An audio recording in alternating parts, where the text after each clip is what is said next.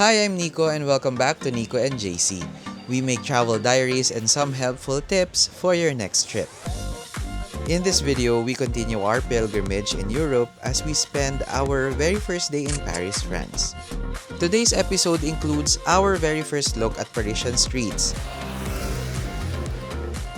visits to the shrine of Saint-Vincent-de-Paul, and the Miraculous Medal Chapel.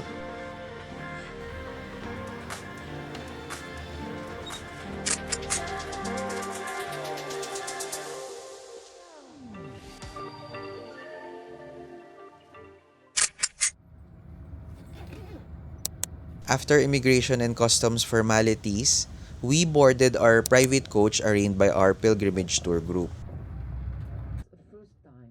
Grabe honestly, kahit sobrang haba ng flight namin, parang nagsisimula pa lang yung araw. Gothic is a style of architecture.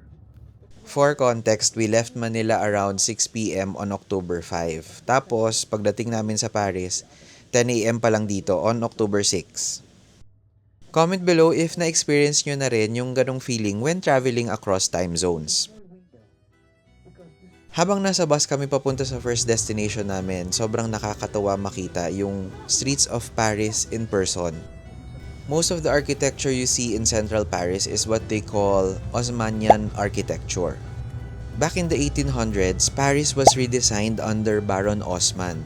Kung mapapansin nyo yung uniform, cream-colored buildings, may mga iron balconies, tall windows, and wide boulevards. Kaya kahit simpleng street footage lang, parang cinematic agad.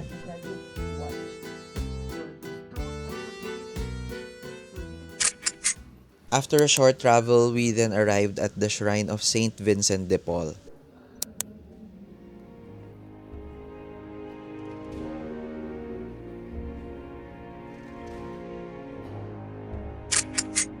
Saint Vincent de Paul dedicated his life to serving the poor, the sick, abandoned children, and people affected by war and famine.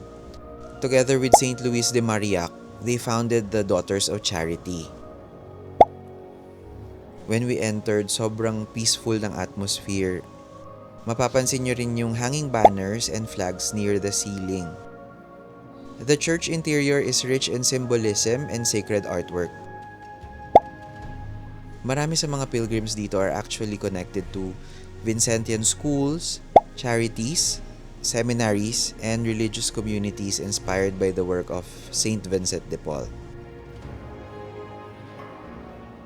In European churches, common talaga yung visual storytelling through symbols, banners, paintings, and stained glass.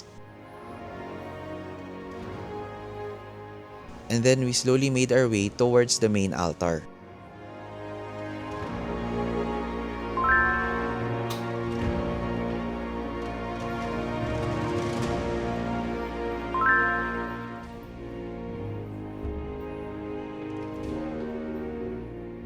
The altar here is beautifully detailed with gold accents, marble, sculptures, and warm lighting.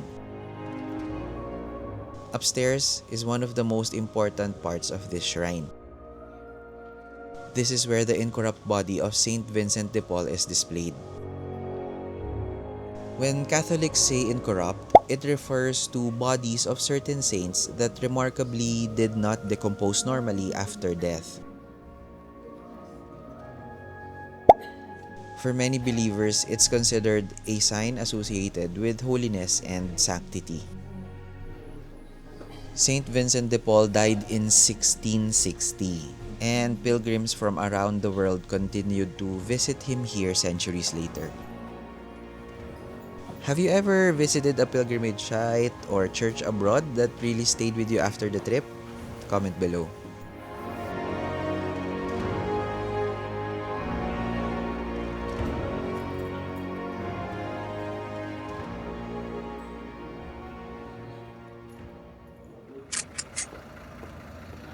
Hindi ka nakakain. After visiting the shrine, we had some free time before our next activity. So, syempre, Mama and I decided to walk around Rue de Sèvres. I hope I pronounced that right. Honestly, kahit simpleng lakad lang sa Paris feels very special already. Yung krus na kahoy daw. Ba't yung nahawakan ba? Baka meron. Magkano ba yun? Ewan ko lang. 10 daw. Naku, sabi ko nakabinda lang. Kung basta kung siya lang.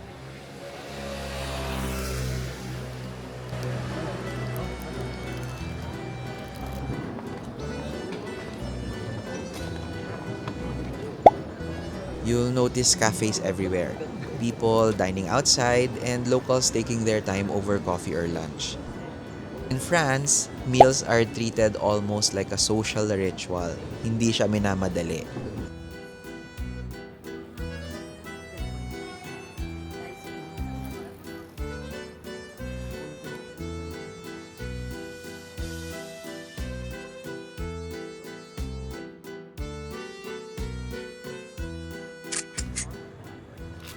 We eventually sat down at this little cafe for our first meal in Paris and technically our first meal in Europe.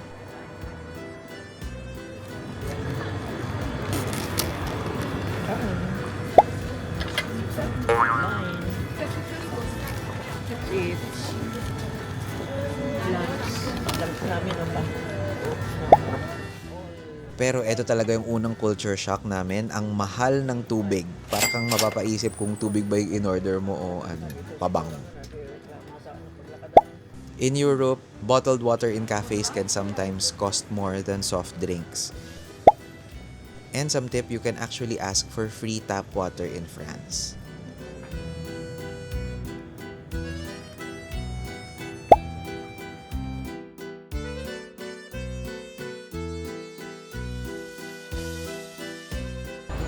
Nice place. Ang ganda.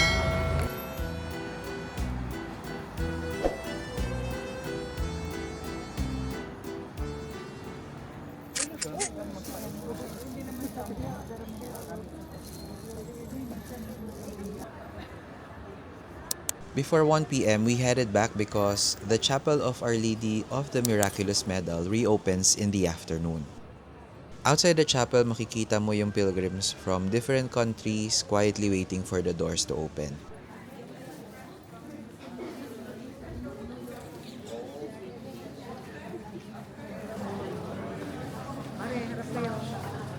Hi.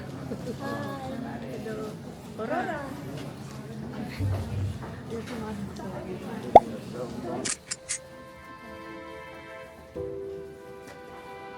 Pagpasok namin, sobrang intimate ng chapel. This chapel is famous because this is where the Blessed Virgin Mary reportedly appeared to Saint Catherine Labouré in 1830.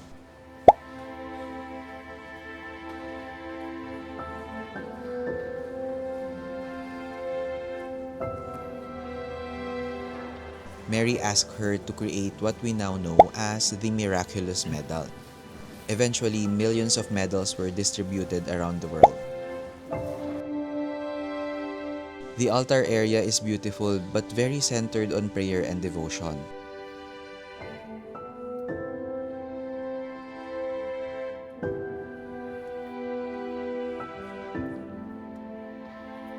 The chapel itself may not be massive, but spiritually, mabigat ang significance niya for many Catholics.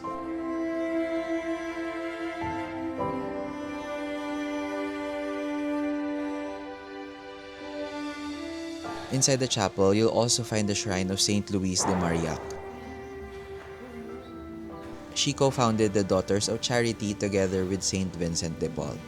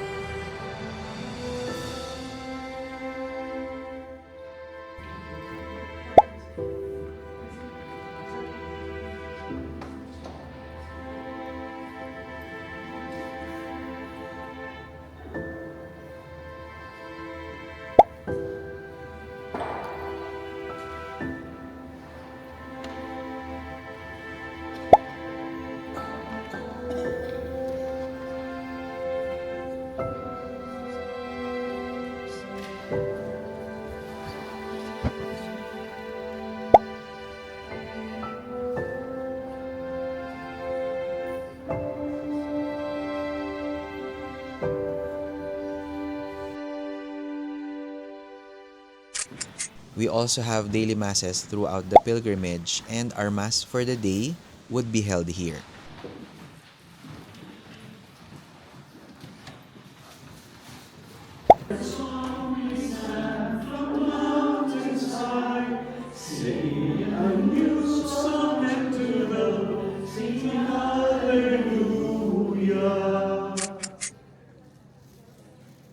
We only have a few clips from the Mass just to remain respectful during the celebration.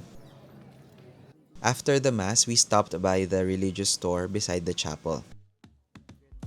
There were rosaries, prayer books, medals, postcards, and miraculous medals in different languages including French, Italian, English, and Portuguese.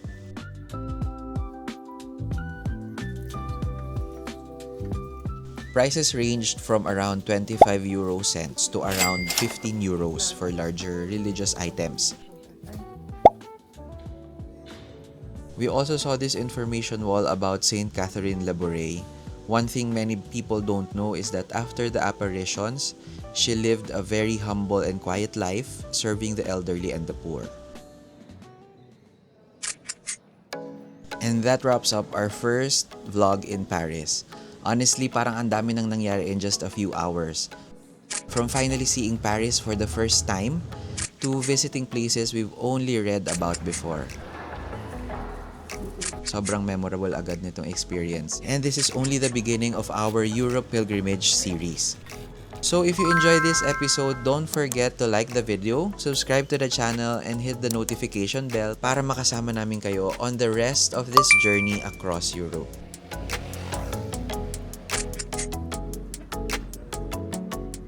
On the next video, we have a virtual tour of the Notre Dame Cathedral.